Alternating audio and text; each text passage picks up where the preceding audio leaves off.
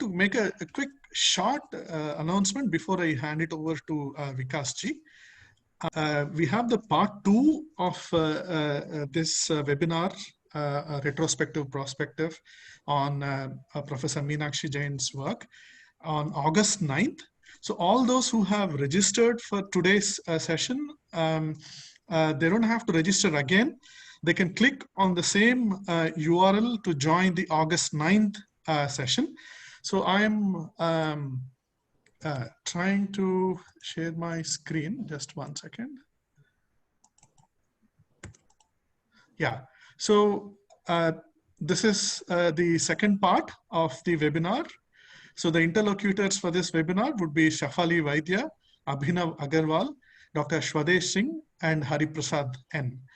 And the discussion would be primarily focused on Professor Meenakshi Jain's books specifically and the current research. I request everybody to not miss this event on August 9th. I now request all the other speakers, P.S. Narasimha Garu and Meenakshi Jain, to enable their videos. And I request Vikas ji to take over from here and start the panel discussion.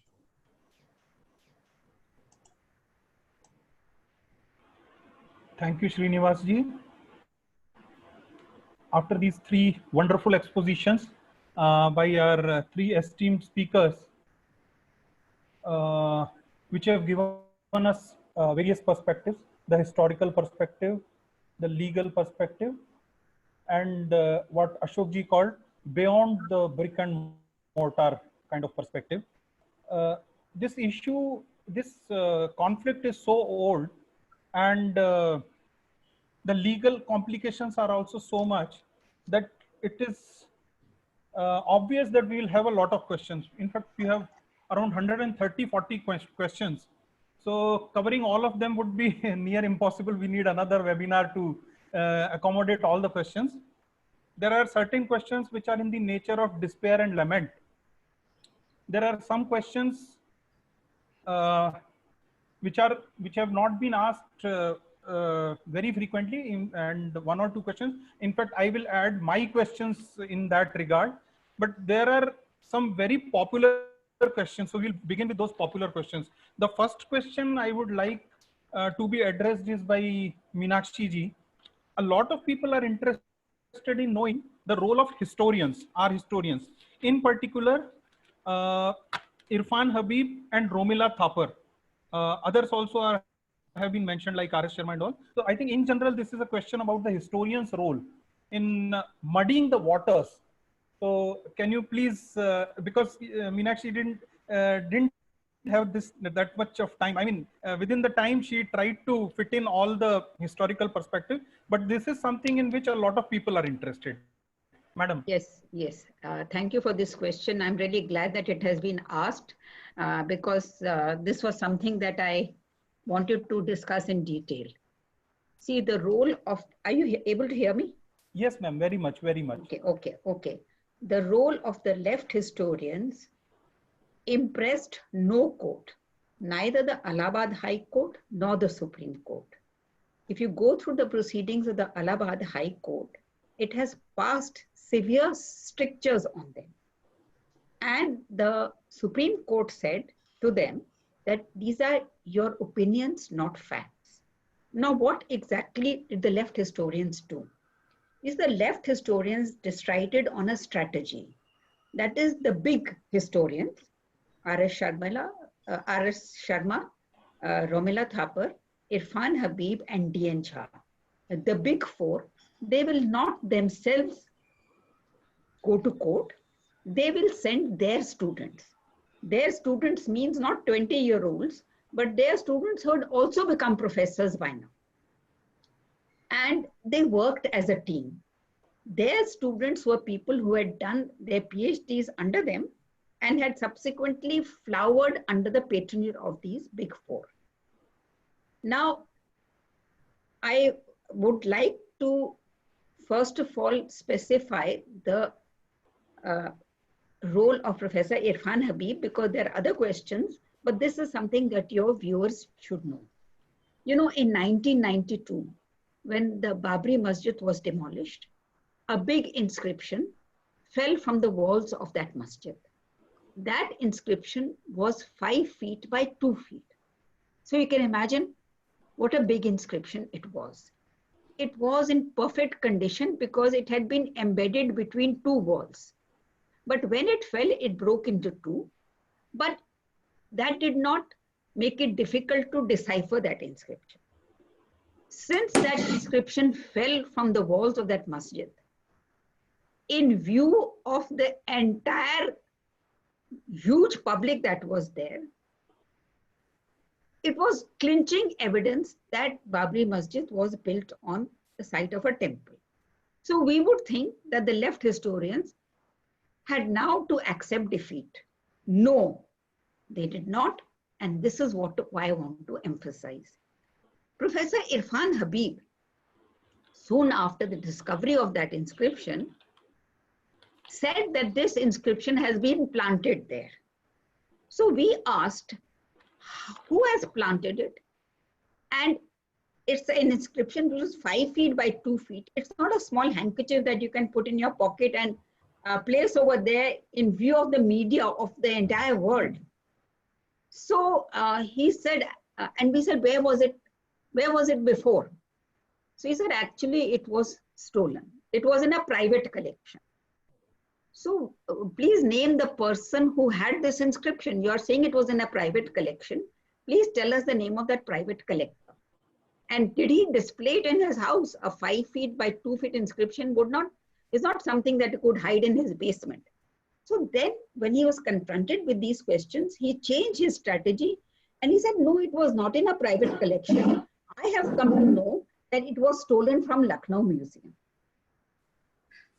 And then we contacted Lucknow Museum, and that Lucknow Museum said, this inscription that Professor Irfan Habib is talking about is from Treta Ka Thakur temple. It reached us, it was found by Anton Führer, and it was deposited in our museum, and we still have that inscription. They published the photograph of that inscription. And they said this inscription is so badly defaced and damaged that it has no value because we cannot read anything from it. Whereas the inscription that was found in the time of the demolition was in perfect condition and gave the history of that temple, who built it, in which year, which was the ruler, who was the person, and who was the inscription in honor of. So all those details he gave, and that are available, and Professor Irfan Habib misled the entire nation throughout. First he said it was planted there, then he said it was from a private collection, and then he said it was stolen from Lucknow Museum. On all these counts, he was proved by the court to be wrong, but till today, he has not explained his shifting stand and not apologized for deliberately misleading. The other thing that about the left historians is that they in court challenged every cherished belief of the Hindus on Ayodhya.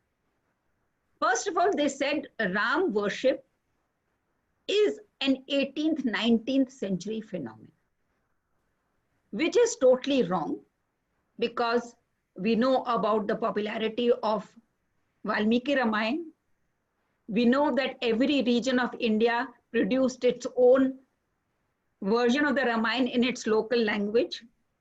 We know that scenes from the Ramayana were engraved on temples' walls from the 3rd, 4th century AD. And we have the first architectural evidence of Ram worship. There is a terracotta which is dated to the 2nd century BC. And that terracotta, terracotta doesn't survive, but it has survived somehow. And it's dated to 2nd century BC, and it shows Ravan carrying away Sita, and Sita is throwing her ornaments, hoping that somebody will find her through this. Now, why would an ordinary artisan make a terracotta of a scene from the Ramayana in the 2nd century BC unless Ramayana was very well known. All these facts the left historians disregarded. And the most clinching fact that in the 12th century, 3 Vishal Ram temples were made, and all 3 Vishal Ram temples had inscriptions on them, and those inscriptions are available to us.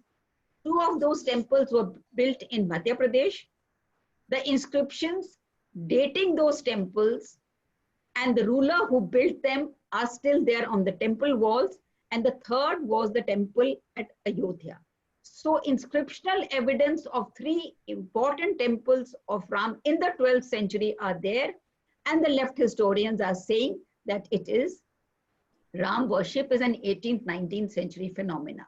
If you look at the writings of British administrators when they came to India, they are struck by the popularity of the Ramayana. And you look at Grouse, who has written Mathura Gazetteer, and he says Tulsi's Ramayana is in everyone's hands. And he says ordinary people, they can recite the whole thing by heart. So to ignore all this and to say that Ram worship is an 18th, 19th century phenomena is a total lie. And all other lies that they told, they were totally debunked, snubbed in the court. And one more thing that I want to say, you know, all the left historians, right from the beginning, they said Babri Masjid was built on vacant land. There was nothing beneath it. Now, when the ASI started excavating at that site on the orders of the Allahabad High Court, and pieces of the temple below began emerging, left historians modified their stand and they said Babri Masjid was built on an Eidgah. So there is an Eidgah below the masjid. And the court said that till now you were telling us that Babri Masjid is built on vacant land. Now we have ordered excavations, the ASIs carried out the excavations, and now when structures of a Hindu building are emerging, you are saying it was built on an Eidgah. And the court also said that book that you wrote, it talked about D. Mandal. It asked him, it said that before the excavations you wrote a book. In that book you argued that it is built on vacant land. If it was built on an Eidgah, why didn't you say this at that time? So the shifting stance of the left historians is the biggest stumbling block to a settlement of this dispute. As I told you earlier, all the evidence, all voices before 1989 were unanimous that Babri Masjid was built on the site of a Ram temple. It is only the left interventions that delayed this process. And the left can also be hauled for contempt of court, because after the Allahabad High Court gave its judgment, Aligarh Historians Forum published a 90-page pamphlet. And that 90-page pamphlet made such wild allegations against Justice Sudhir Agarwal and the ASI. The ASI carried out excavations and it's they're both partisan. And it's surprising that nobody has hauled Aligarh Historians Forum in court. Aligarh Historians Forum said in that the ASI was, not professional in its conduct when it was carrying out the excavations. And the Allahabad High Court had specifically said that ASI has to carry out the investigations, excavations every day in the presence of lawyers from both parties. It has to record in a register the findings of every day, and that register has to be signed by representatives of both parties. So with such close monitoring, to suggest that ASI was unprofessional, I think was just being totally unfair. It is my firm belief that the Supreme Court verdict, the only verdict that was possible, if you ask me, this verdict would have been given by any court of India decades before. It was only the deliberate delaying tactics of the left historians which put us through all this agony. So, ma'am, you have devoted an entire chapter to the distortions, misrepresentations, and lies by our historians. So, which gives, which raises one more important question, ma'am. If the historians, these historians can lie on oath in the Yes. courts, how difficult would it be for them to misrepresent or lie in the classrooms or say in their books also? So in that regard, how important is it for us to correct the distortions which have kept crept in? I am not bothered about what they write in their books, but at least the school curriculum, because that is where most of the Indians get their primary grounding in history and historical understanding.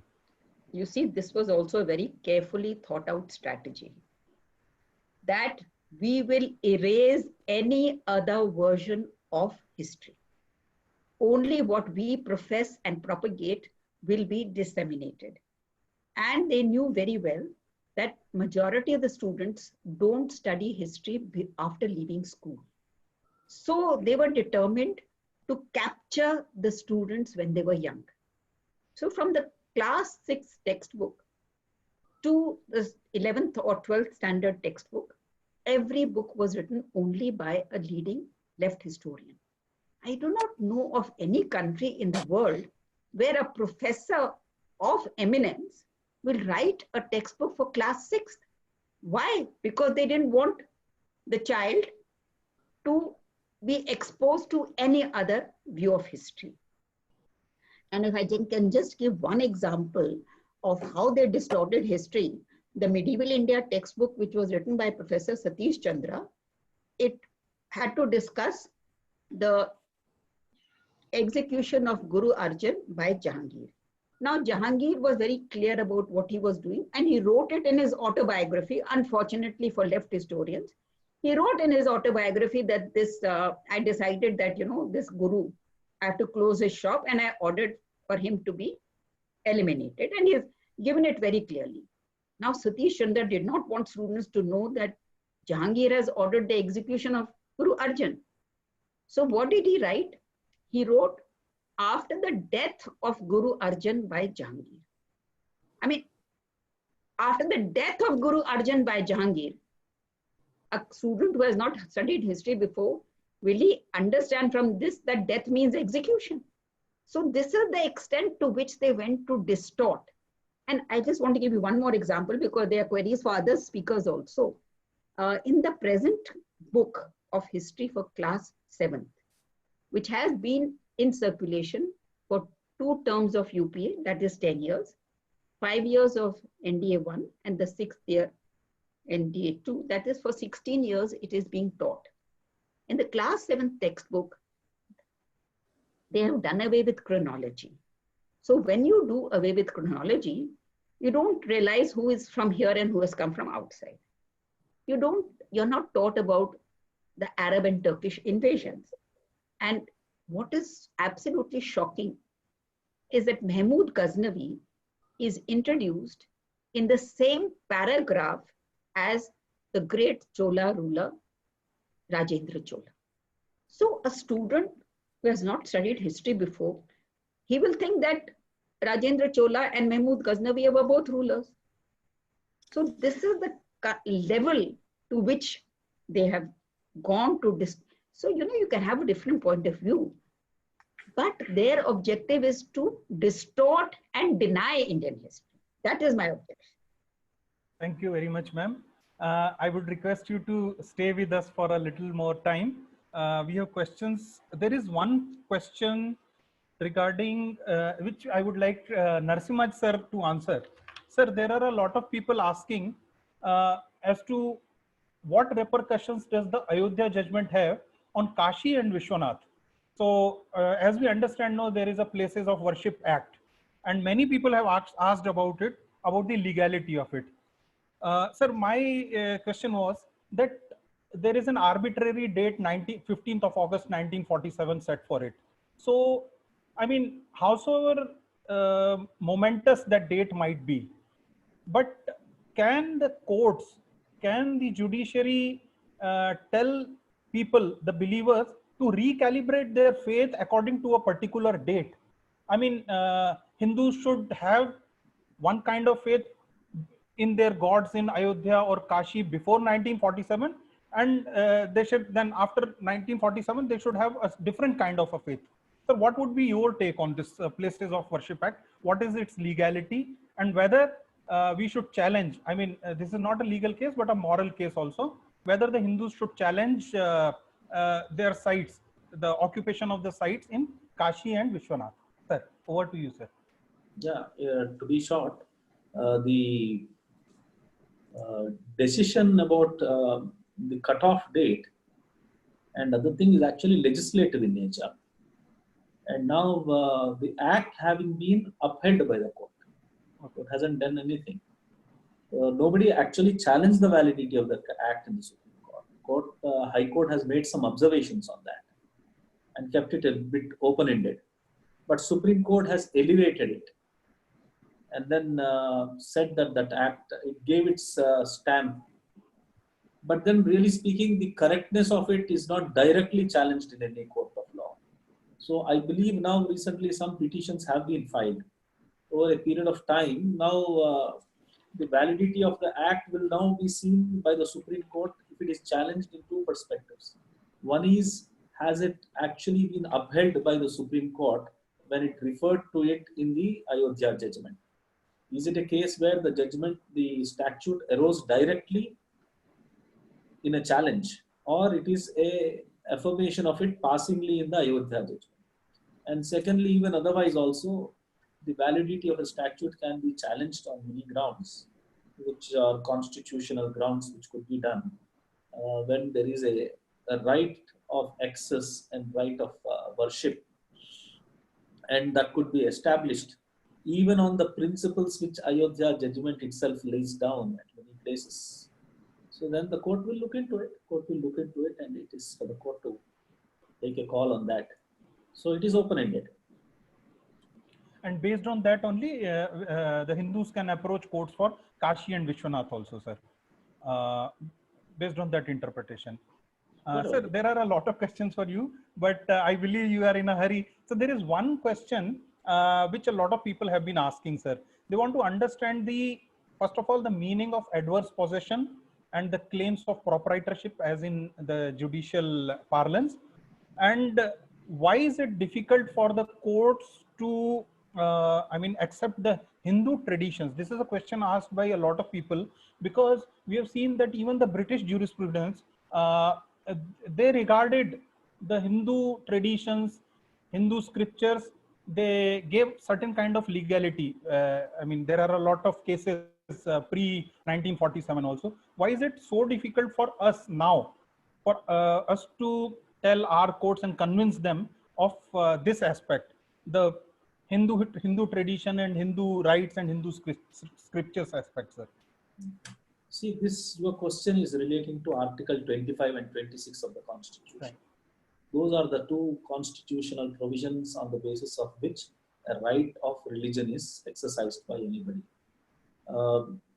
Initially, there are two major issues arising. One is that right to religion was the question. Then that leads to an inquiry as to what is religion, right? I'm using that expression, quote unquote, religion. Constitution uses that in English. Now, religion is again defined in dictionaries. So the court looked into dictionaries and said what religion is. That is a definition which fits in Abrahamic religions. So it doesn't take within its fourfold what is the practice of even religion. The concept of a religion itself is very different for us, for Hinduism. It's a practice, it's a civilization. There's nothing like a religion as West had thought about it. So in that context of understanding what religion is, many interpretations took place, many restrictions occurred. Then there was another aspect of it. That is a vocabulary problem that we have. First one I have just highlighted. Second relates to the reformative perspective that the court had. There were certain practices which the court thought were not quote unquote again civilized. And there were practices such as untouchability, practices such as non-entry into temples. So these are aspects which needed reformation, definitely. It needed reformation. In which cases, the court took a stride and entered into the realm of practice. There it was justified statutorily, constitutionally, it provided certain specific measures with respect to temple and other things. So for doing that, the court developed a concept called integral part of religion. It bifurcated the religion into two parts. One is what is the integral part of religion, and once you identify the non-integral part is there. Once you have a non-integral part, there was no restrictions for a state. So therefore, they created a binary, and they did that. And a large number of practices, large number of aspects like Anand Margis could dance on the road, which their traditional thing of Kapala dance. Court said that that's not part of your integral part of your religion. Once you said that, then entry became easier. So like that, step by step, it was possible for a court to get into it, which was not possible for a court with respect to a minority religion, which is given that kind of a freedom. So therefore, it was a free access so far as the Hindu religion is concerned. So it happened for a very long time. Now, virtually, it enabled the states to take over and nationalize religion. You have in every state acts which are passed by the state legislatures. It takes over temples, appoints the head priests, appoints everybody is in employment, and salaries are given. The money which comes into the temple by way of offerings are accounted. It can be utilized in whichever way, because there are government executive officers who are appointed. They take a call. So it's become virtually redundant. So it is the interpretation. So I'm answering your question. It is the kind of interpretation that the court gave, maybe with a good intention initially, that reformation is needed, and their perspective that religion is to be bifurcated as secular and non-secular. Non-secular part of it, they said, we will leave it at that. But there also, the court interfered. And it's an issue of interpretation of the constitution, which has gone on for about 70 years now. Right. This is the reason. Interpretation, I would put it, a simple answer is interpretation of a court. So therefore, this is, people have fought for the religious rights, and large number of judgments are binding on us. So therefore, this has led to the reference of these judgments for reconsideration to a 9-judge bench, which will perhaps hear and bring about some kind of a sanity in the approach of religious practices. But as you said, this is open to interpretation. We wish that the other benches have a different opinion as regard to. Sir, there is one more question Yes. which is related. Yeah, yes, sir. I just have 2 quick Please, questions to Narasimha. Yes, sir. Narasimha Garu, one question is this usage of the word non-Islamic structure beneath the masjid. Why was it so difficult for them to call it a Hindu temple? That's the first question. And the second thing is, we were pretty much amazed with the fact that it was a unanimous judgment. I mean, we did expect that there would be 1 or 2 judges based on their proclivity in the past, that it could be a majority judgment, but we were very happy to note that this was a unanimous judgment. So I just wanted your comment, if you can, on the second point, but the first point, definitely what your views are. No, the second point is a very important point. That is why my initial remarks about this judgment were, it's a phenomenal statesmanship of the court, because this judgment is not an ordinary judgment. It's a highly emotional issue. It's a very sentimental issue. It affects large number of people. So therefore, the responsibility of the Supreme Court and each of the judges of the Supreme Court was phenomenal. So therefore, this is judgment by itself, because normally they express view and matter ends there, because each one can give his opinion and matter ends there. But then the consequences of this judgment were so large. So therefore, they had to take a common view on that. And they worked very hard on that. They worked very hard on that. They have lots of, I assume, a lot of give and take between the perspective of each judge. And I wish it becomes a benchmark for many decisions to take. In fact, this has been the practice. I was in Canada representing there is an exchange program between the Supreme Court of America and India.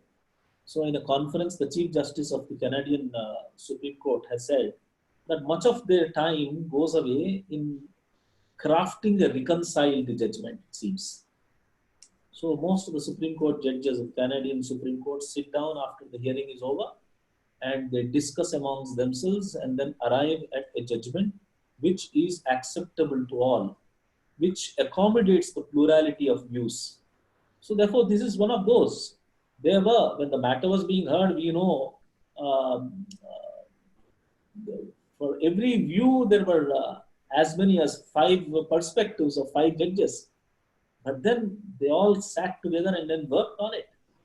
So it's a phenomenal thing. It's a phenomenal thing that they have worked together. And I took pains to explain to you how many declarations, how many specific findings were given in favor of Muslim parties. Nobody talks of that. As lawyers and as constitutional lawyers, what is important for us is not the relief that has been given. The relief which is given affected the present position of Ram Janmabhoomi. That's all, nothing more. But what the judgment has done is it lays down a precedent. That is declaration of law. That declaration of law will hold the field in times to come. So right or wrong, good or bad, people will challenge the validity. If you go to the court, then the law is always a constant process by which it keeps growing. It keeps correcting itself. So therefore, you are absolutely right in asking me to react to this unanimity in the judgment. It's a phenomenal feature. It's a phenomenal feature. They've worked on it and you have seen how balanced it is.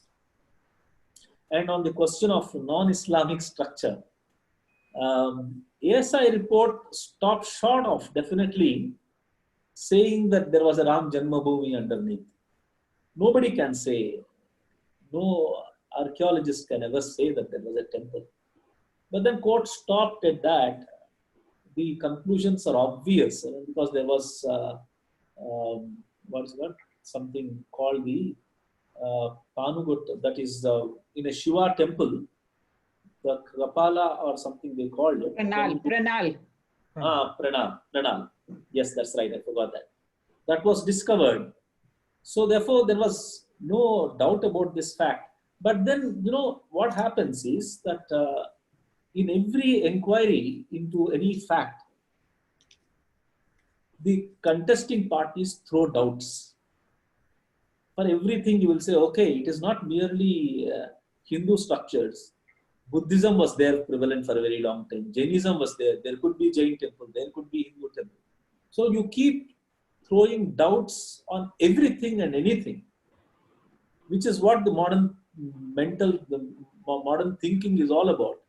So you question everything, you doubt everything, you don't arrive at a conclusion. So when you cast doubt on everything, then it becomes extremely difficult for courts to come to conclusions. So they have to tread very, very carefully. This is what the court did.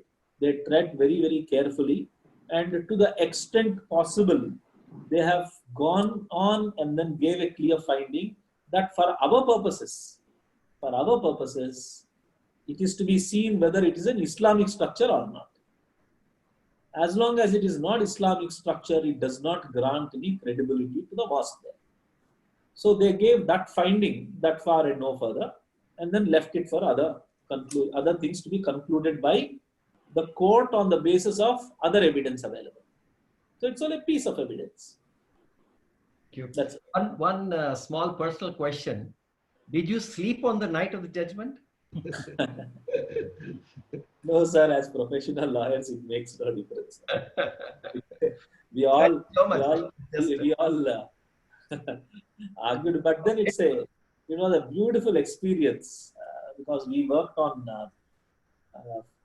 Mondays to Fridays continuously. Sometimes we worked on Saturday. We had extended hours, and it was definitely stressful.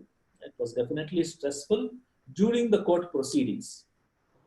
During the court proceedings, it was stressful more than I was told that the hearing in Allahabad was very calm, peaceful, and the lawyers argued it very comfortably, which is done.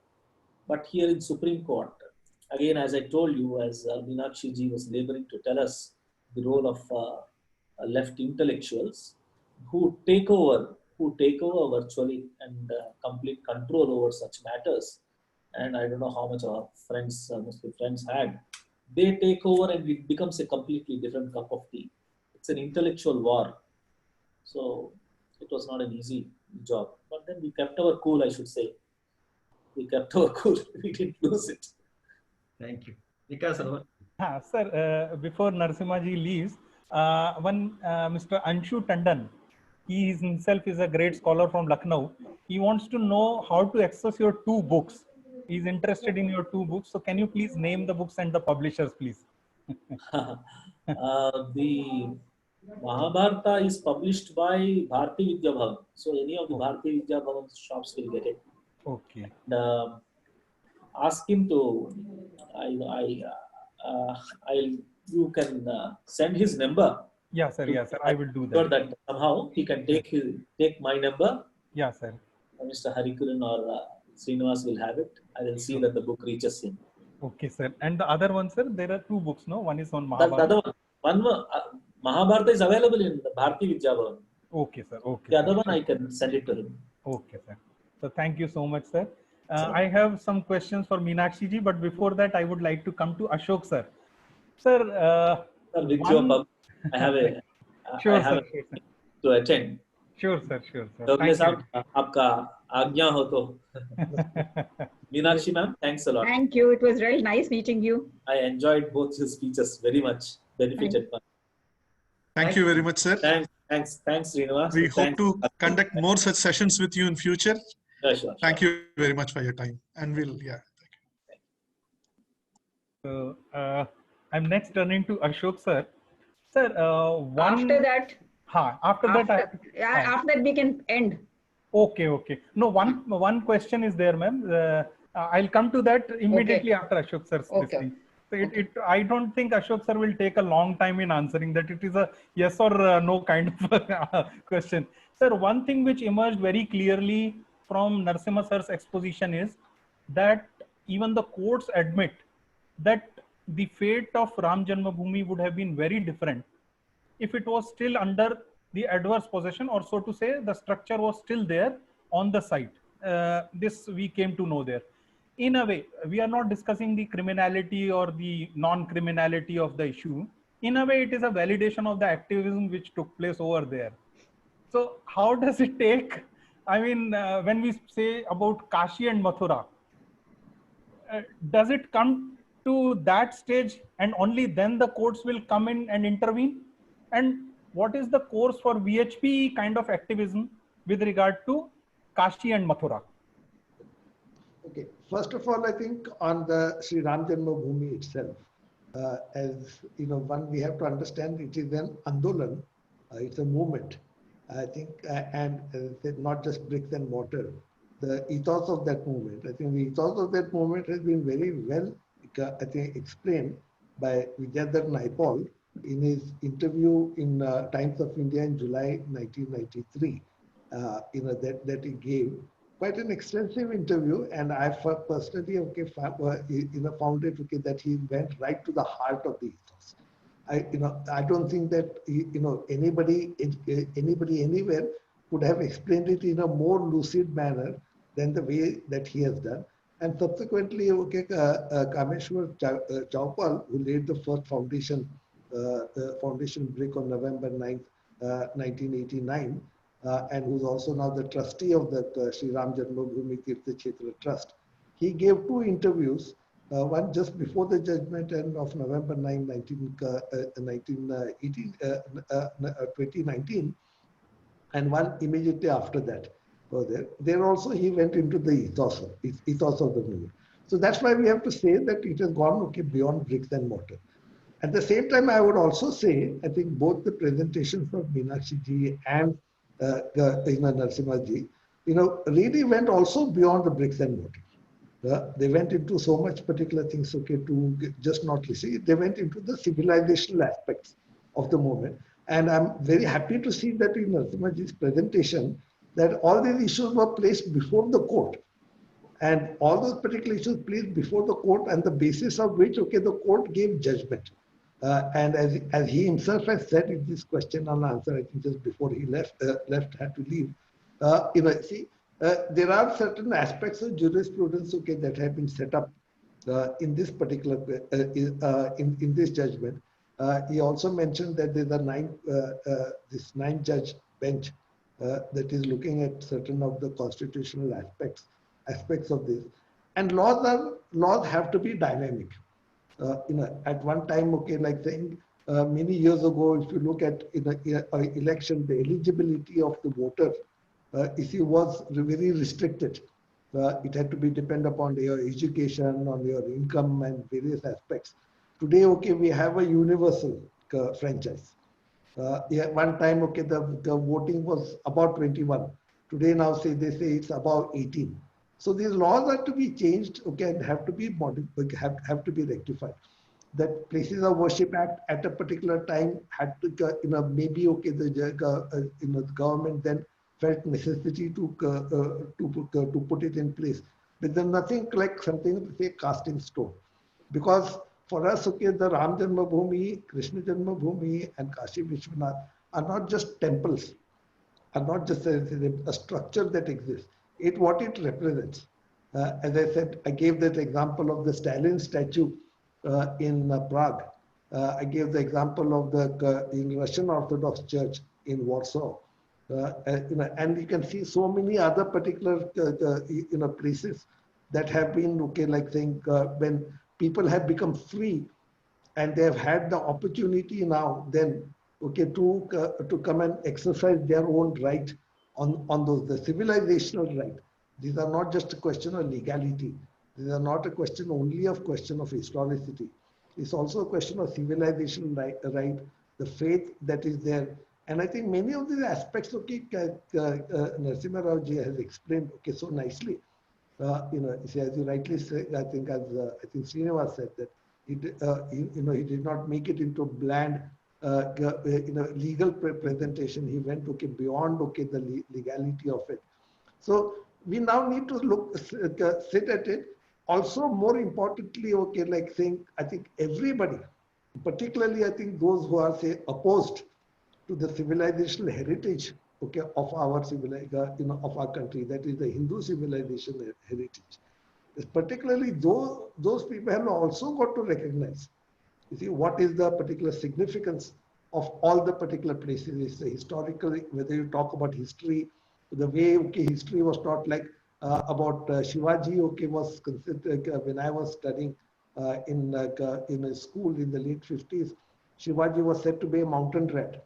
Now it was only in 2005 I found out how that term came, because that is what Aurangzeb had said, Sahyadri ka chua. So it's a rat in the Sahyadri range. But that that meaning of the Sahyadri ka chua was taught to us. But it did not impact us like that. We used to put our chest out and say Shivaji was a mountain rat. Not the way they meant it. We meant it something different. So this is a Samaj works in a dynamic manner. You need to have a proper manthan. You need to have a calm manthan.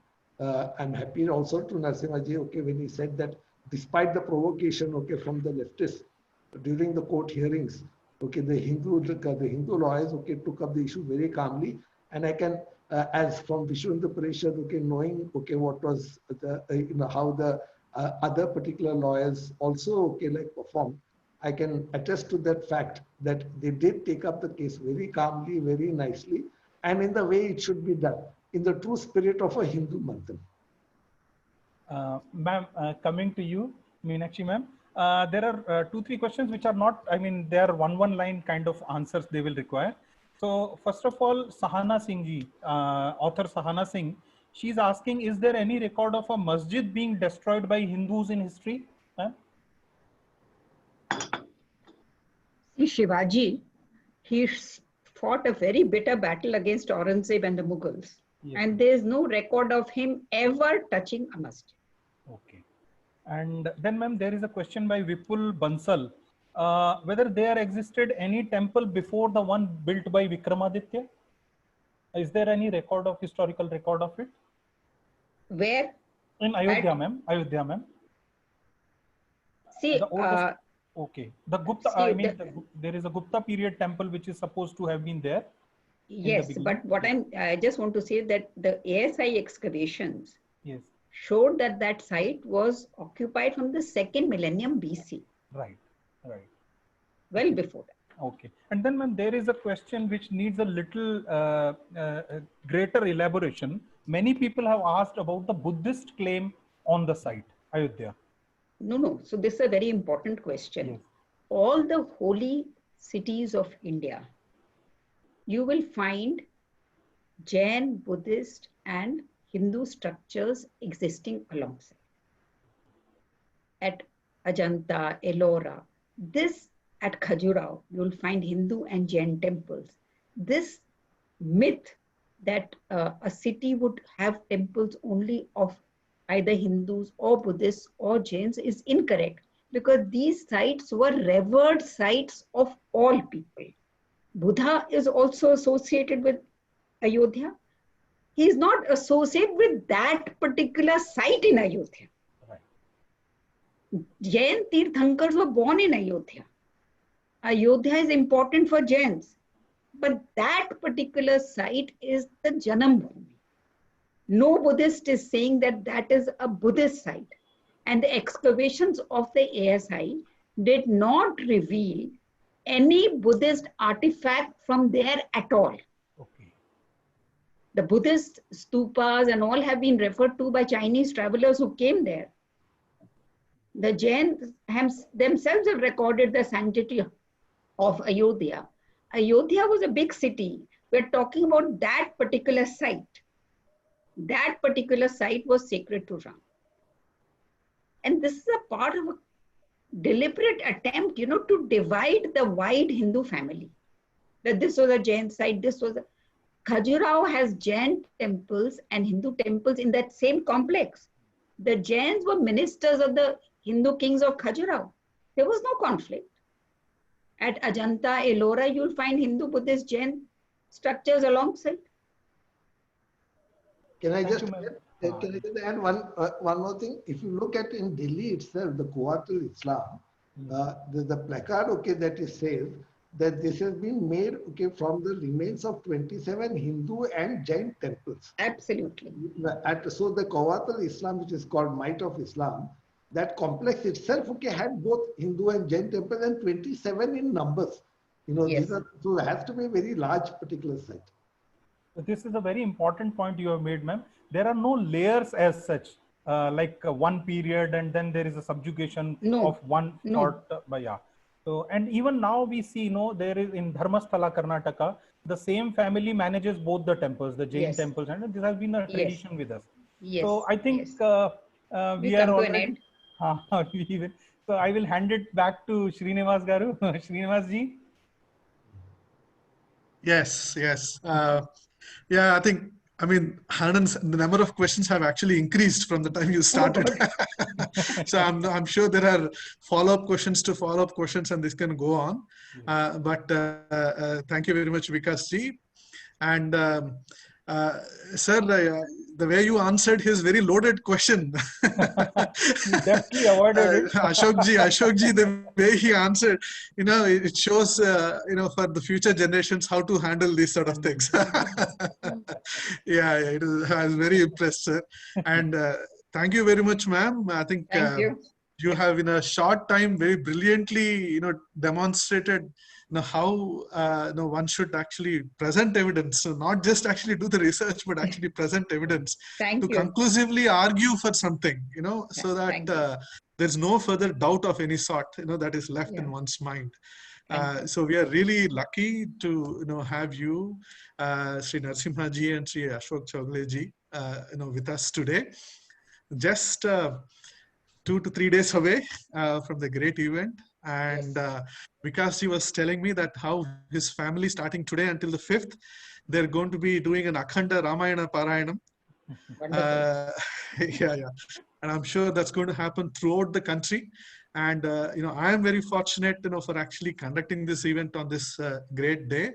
And I'm sure Indic Academy, this is one of the great moments of Indic Academy, itself as an organization, to be able to actually conducting such an event on such a great, auspicious eve, that is about to happen in our country's history, and closing an issue which has been around for almost 500 years. And Yes. I think this will just open the gates for quick and peaceful resolution of most of the other things, other matters which are still pending at this point in time. Harikiran ji, if you can just make a closing remarks, then probably we could. Hello. Yeah. Yeah. No, you're absolutely right. It is like I was mentioning to you on the WhatsApp. It is indeed. I mean, this is seriously one of the highlights of what we have done in the last 5 years.